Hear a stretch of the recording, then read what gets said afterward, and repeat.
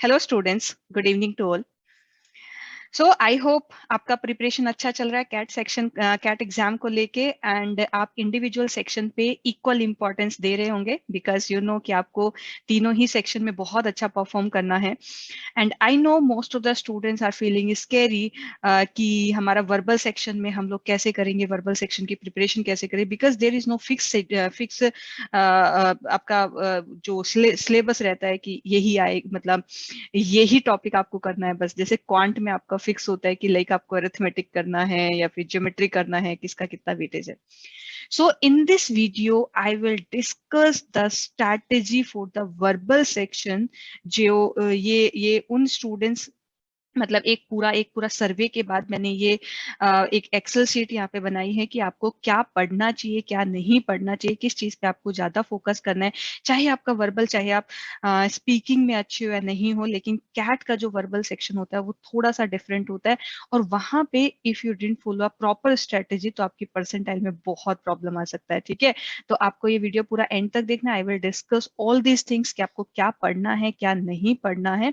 ठीक है, so let's start. And before starting my video, I have an important announcement for you, for those students who are preparing for the CAT exam. तो बच्चे, जो भी students cat के लिए prepare कर रहे हैं उनके लिए एक स्कॉलरशिप टेस्ट है, और ये टेस्ट आपका 6 फैब एंड 13 फैब को होने वाला है। ठीक है, तो ये आपके लिए अपॉर्चुनिटी है बिकॉज आपको एक प्लेटफॉर्म मिलता है जहाँ पे आप अपनी प्रिपरेशन को एनालाइज कर सकते हो कि मेरी प्रिपरेशन किस वे में जा रही है। तो mark these date, 6 Feb and 13 Feb. Timing होगा आपका 6 PM का, और ये 60 मिनट्स का टेस्ट है। दैट मीन्स 1 आवर का टेस्ट है। There will be 30 questions.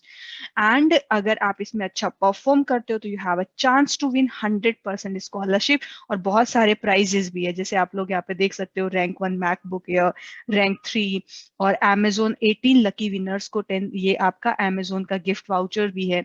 तो आप, मतलब ये तो आपके स्टडी के साथ साथ आपके लिए रिवॉर्ड्स भी हैं। तो just mark this date and time in your calendar, you should attempt this test. इधर आपकी प्रिपरेशन जितना भी हुआ है, ये नहीं सोचना चाहिए कि अभी मेरा सिलेबस पूरा हुआ है कि नहीं हुआ है। You have to attempt this test. ठीक है, क्योंकि जब आप अटेम्प्ट करोगे तो आपको पता चलेगा कि आपकी प्रिपरेशन किस वे में जा रही है। Okay, and all the details of this scholarship test I will upload in the description box. So please आप लोग डिस्क्रिप्शन बॉक्स को चेक कर लेना। ओके, ठीक है। सो हम लोग यहाँ पे स्टार्ट करते हैं। जो मैंने आपसे वर्बल सेक्शन के लिए हम लोग डिस्कस कर रहे थे। अब देखो बच्चे, वर्बल सेक्शन में स्टूडेंट्स का क्या डाउट होता है।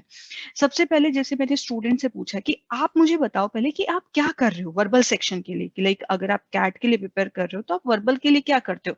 तो दे सेड कि मैम हम लोग ग्रामर के रूल्स याद करते हैं। मैंने कहा ओके, और हम लोग वोकैबुलरी याद करते हैं, और पर डे, कुछ स्टूडेंट्स ने ऐसा भी बोला कि मैम पर डे हम 3 to 4 आवर्स ही सॉल्व करते हैं।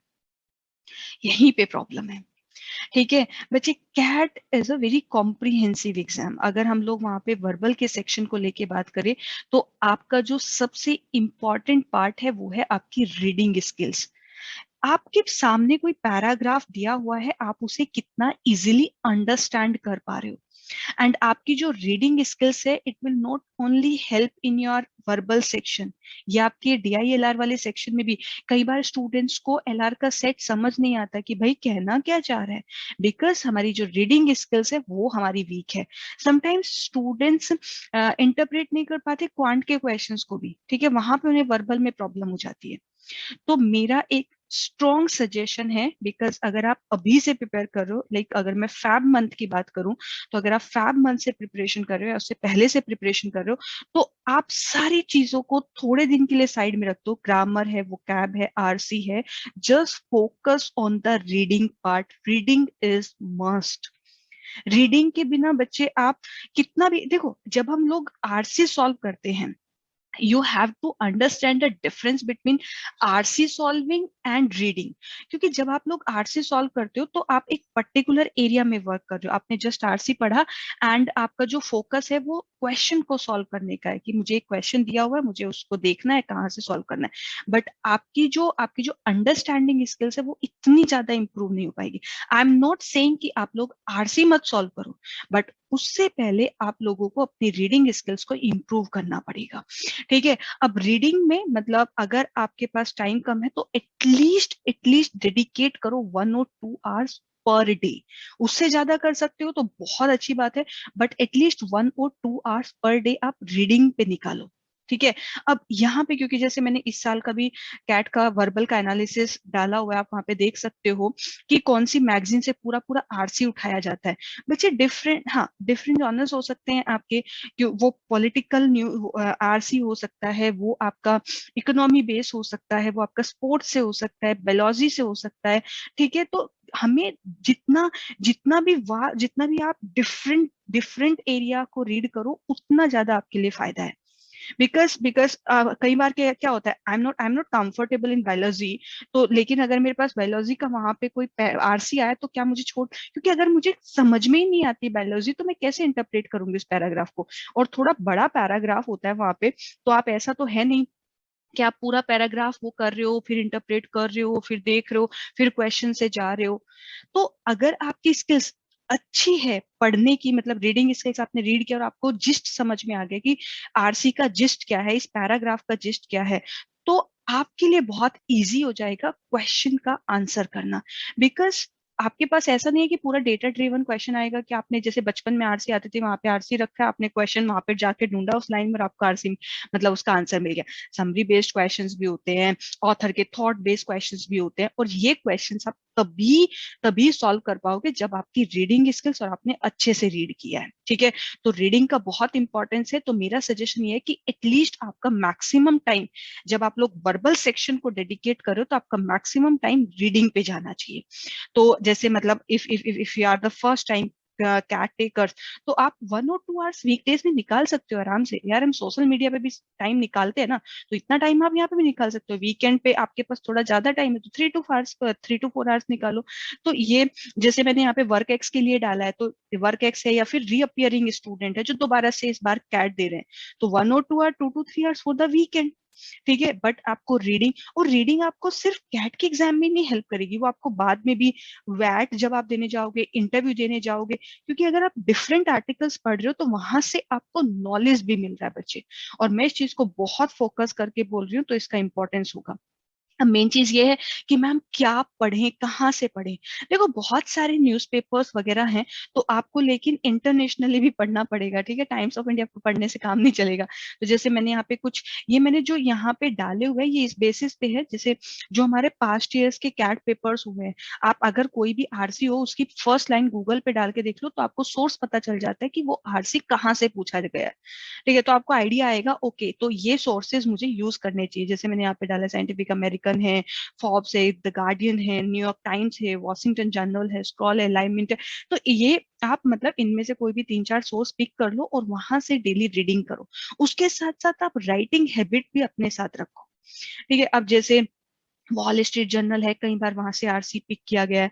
क्या पढ़ना है, जैसे बुक्स, बुक्स भी आप बुक्स पे फोकस करो, क्योंकि जब हम लोग बुक्स वगैरह नॉवल वगैरह पढ़ते हैं ना, तो हम सिर्फ उसके पूरे मतलब जो जिस्ट होता है उस पे ध्यान देते हैं, हम एक एक वर्ड मीनिंग को जाके फिगर आउट नहीं करते कि इस वर्ड का क्या मीनिंग है, इस वर्ड का क्या मीनिंग है। और सेम चीज we have to apply in the RC part. तो आरसी में भी हम एक एक चीज का मीनिंग नहीं देखेंगे, हमें वो आरसी का एक कंसेप्ट समझ में आ जाना चाहिए कि वो कहना क्या चाह रहा है। राइट, तो आप आर्टिकल्स पढ़ो, एसेज देखो, रीड करो, तो ये सारी चीजें आपको यहाँ पे पढ़नी चाहिए। तो मेरा स्ट्रॉन्ग रिकमेंडेशन है कि स्टार्टिंग में आपका पूरा फोकस सिर्फ रीडिंग पे जाओ, और उसके बाद जब आपकी रीडिंग मतलब रीडिंग चल रही है और आपको लग रहा है कि अभी थोड़ा थोड़ा, और आपको डिफरेंस फील होगा, गारंटी डिफरेंस फील होगा, उसके बाद आप लोग जैसे आगे आने वाले जो मंथ है उस मंथ में आप लोग आरसी सॉल्व करो। आरसी जब स्टार्ट करोगे आपने जब, और ऐसा नहीं है कि तब आपको रीडिंग छोड़ देनी है, रीडिंग रीडिंग के साथ साथ अब आप एड ऑन कर लो आरसी, लाइक आप 3 आरसीज पर डे सॉल्व कर रहे हो, कोई भी सोर्स आप पिक कर सकते हो। इधर इधर if you are studying from a coaching institute, तो आप वहां का मटेरियल सॉल्व करो। ठीक है, अदरवाइज आपको बहुत सारे सोर्सेज मिल जाएंगे, तो वहां से 3 आरसीज अगर आप पर डे सॉल्व करते हो तो एक मंथ में आप 90 आरसी सॉल्व कर लोगे।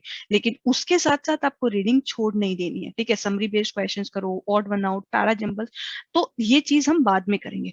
और उसके साथ साथ जब मैंने बोला, जब आप ये आरसी और summary based questions, verbal ability में ये क्वेश्चंस कर रहे हो, उसके साथ भी आपको 60 to 90 मिनट्स रीडिंग करनी है, और this reading should be in a single sitting. ऐसा नहीं कि 15 मिनट ठीक है ऐसे देख लिया, वो शॉर्ट न्यूज जो आती है और ये कर लिया, नहीं, इन अ सिंगल सिटिंग रीड करो, ठीक है। और अभी आप सेक्शनल टेस्ट मत दो मई जून जुलाई में। मई जून जुलाई में आपका focus again reading 1 hour in a single sitting, and RC के सोर्सेस पिक करके वहां से आप आरसी सॉल्व करना स्टार्ट करो, ठीक है। फिर धीरे धीरे जब आपका मान लो अगस्त आ जाता है, अगस्त में फिर आप अपनी आरसी, जो आपका आरसी वाला पार्ट है, इसको आप इंक्रीज कर सकते हो, 5 आरसीज पर डे कर सकते हो। तो अगस्त में लाइक 30 डेज अगर आप पढ़ते हो तो 150 आरसीज आप सॉल्व कर लोगे, ठीक है। यहाँ पे फिर आप summary based question, word one out, para jumbles increase increase कर दो। जैसे आप यहाँ पे देखो, मैंने ऊपर यहाँ पे डाला हुआ है para jumbles, summary based question 2, odd one out 2, para jumbles 2 per day के बेसिस पे। फिर यहाँ पे आप इसकी फ्रीक्वेंसी इंक्रीज कर दो, summary based question 4, odd one out 5, para jumbles 5। और यहाँ पे जो रीडिंग टाइम है, इसको आप 30 to 60 मिनट कर दो। आप यहाँ पे देख सकते हो, मैंने जुलाई तक जो रीडिंग टाइम है 60 to 90 मिनट रखा, और यहाँ पे 30 to 60 मिनट्स कर दिया, क्योंकि हम लोग काफी 3-4 महीने पढ़ के आ चुके हैं, काफी रीडिंग करके आ चुके हैं, तो आपको ऑलरेडी यहाँ पे कॉन्फिडेंस आ जाएगा, ठीक है। उसके बाद आपको क्या करना है, अब आरसी आरसी कहाँ से सॉल्व करो, as I already told you कि अगर आपके पास कोई कोचिंग इंस्टीट्यूट से आप कोचिंग कर रहे हो तो वहां का मटेरियल सॉल्व करो, अदरवाइज आप आरसी 99 से भी आप सॉल्व कर सकते हो। एंड अगस्त से मंथ से आप सेक्शनल टेस्ट, अगर आपने कहीं से सेक्शनल टेस्ट परचेज किए हैं या आपके इंस्टीट्यूट ने प्रोवाइड किए, तो वहां से आप सेक्शनल टेस्ट अब सॉल्व करना स्टार्ट कर सकते हो।